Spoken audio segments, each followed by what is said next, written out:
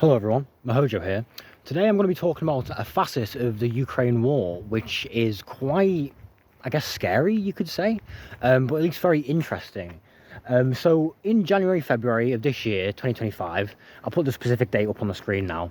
The Ukrainian army, as part of a big fat war they're having with Russia, you might have heard, did the first known entirely unmanned, quote-unquote, infantry assault in a battle. About 60 ground-based, wheeled, unmanned vehicles, machines, basically, robots, you could call them, or I guess really souped-up RC cars, in another way, assaulted a village in Ukraine that was being held by Russian forces.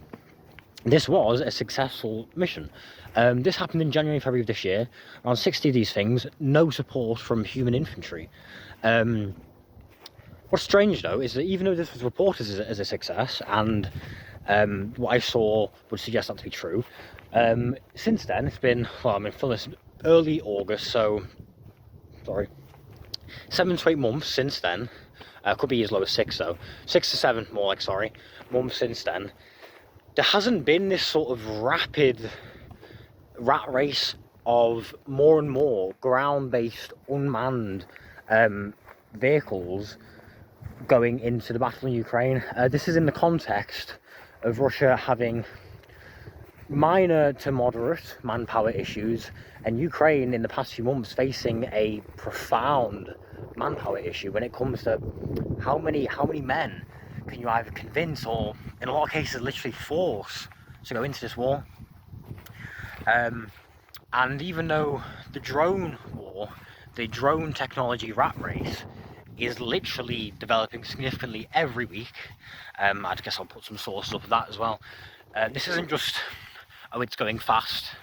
Maybe every few months things are out there. In 6 months, the sort of drones and the sort of organisation, the sort of technologies they're using will be outdated. No, it's like you have quite a few testimonies from people fighting on the front lines and obviously behind the front lines, saying that if you have a drone methodology, in 3 weeks that drone methodology is going to be out of date.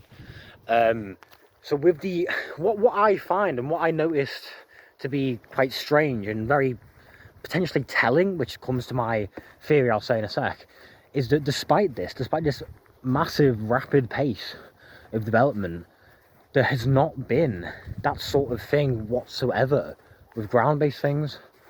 Basically all of it, almost all of anything you hear about, either in more mainstream media, or if you're a bit of a nerd and you sort of keep tabs on these things in other sources like me, a bit less popular sources that aren't just like the news, quote unquote, it's a bit more specific, a bit less popular than that. 95% of what you hear about, it's air. Some of which is sea. You almost never hear about any land drones, despite the fact that infantry is by far the main limiting factor for the Ukrainian army right now. And even for the Russian army, they've got a bit of a problem. But it's all about the air drones. What I think is that the fact that it's been 6-7 months, and in this extremely rapid changing drone environment, we haven't seen about any, especially in this day and age, and in this open source context, it's extremely hard to hide technological advances and hard to hide tests and experiments.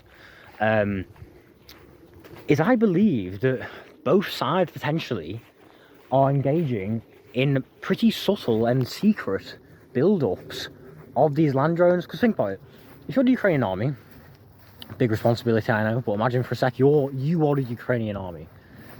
You do this test because you have to have a proof of concept.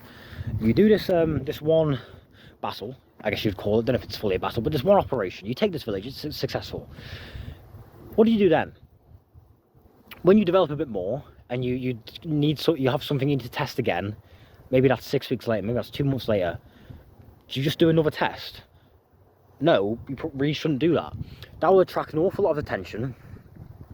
Russia, it seems like, in terms of quantity and in a lot of sectors in terms of technology as well, is outpacing Ukraine in this. So what do you do if that happens? If you keep just testing and testing in public when you can't really hide it in this day and age, what happens? It becomes a thing. It becomes part of the rat race. It becomes part of the arms race. All you can do is try and be informationally responsible and very informationally airtight about this. Do any testing not on a live battlefield. Do as much of it as you can in secret. Basically, try not to test, which is very hard, but focus more on just making thousands and thousands of these land drones that you will try in a desperate attempt to basically replace infantry with. Won't be very good, but it's something. They are running out of men profoundly. There is negligible volunteering for the Ukrainian army now. It's all conscription, and they're struggling to physically find men that they can grab off their houses, out of their houses and off the streets to go and fight. They're struggling to conscript. The Russian military is still managing to get volunteers, quite significant numbers every year, and whether that's due to economic pressures because of the economy is sort of irrelevant. They can get people who are still technically consenting and volunteering to go into the army. Ukraine is very much struggling to even get people who aren't willing to go. It's getting pretty desperate. And if you look at these maps, I'll link a couple of websites here, a couple of maps, but it is undeniable at this point that the Russian army's progress across the east of Ukraine is accelerating. So Ukraine's in a pretty desperate position. And what I think might be happening, or honestly is probably happening, with the dominance of drones, air, sea, and we're starting to see the first hints of land. I think that for the past 6, 7, probably more months, Ukraine has been attempting to build up a large force of ground drones that, despite the fact their last dregs of men are dying every day and they are quite quickly and desperately running out of soldiers, they don't seem to be using land drones. I think they're waiting until this becomes a thing to try and minimize any advantage through quantity or technology that Russia would have. Because if they didn't, imagine if they just started from January, February, they're just like, oh, this is great. And then it just became a thing of subtle development. And then Russia started doing it. Russia made more. Russia maybe sort of arguably made them better as well. Higher quantity and higher quality, not just quantity, which Russia is sort of stereotypically known for. Imagine that. They'd already be fucked. Their new thing that was out of desperation, meant to save them or at least help them survive for a bit, within a few months that'd be fucking worthless.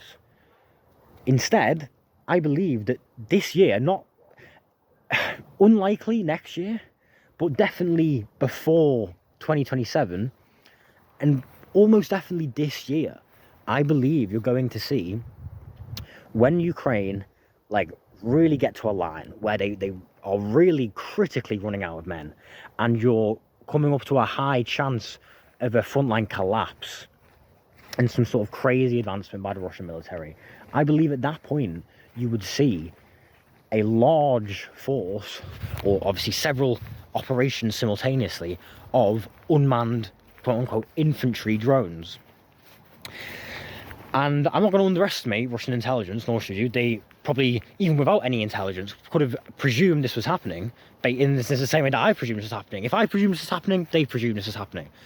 So Russia, even though they might not know the extent, and that's what Ukraine is betting on them not having the time period quite right, or not having the extent quite right, or them deciding to pick this up and put large resources into this slightly too late. That's what they're betting on. They will both be aware simultaneously of each other, both building these things up. Russia will also build these things up. So I predict that almost definitely this year, and definitely by next year, there will occur a pretty rapid and sudden introduction of large numbers of these land-based drones into the Russia-Ukraine war. Sorry, I had to move, it's pretty dark. I need to stop leaving these too late. But I believe that this is a pretty underreported thing that will very rapidly change the dynamics of this war and change how this war looks. Because right now it's sort of chugging along, I believe, sort of as if this isn't happening.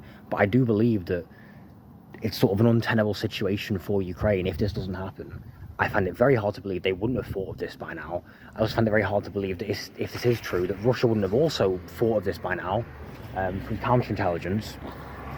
But I believe that because of this, again, either this year, I can't see Ukraine lasting much longer past this year without doing something like this, something drastic, something desperate, something sort of game-changing. And in that case, you would have to say that either this year or next year, probably this year, you're going to see a rapid, sudden introduction of these things, and that's going to basically revolutionise the way we and like journalists and professionals and military generals and stuff like that look at infantry and ground war more generally. So thanks for watching if you did, if you managed to slog through this. But yeah, like and subscribe, or maybe don't. Like and subscribe if you liked and want to subscribe. But yeah, try and have a good one. See ya, bye bye.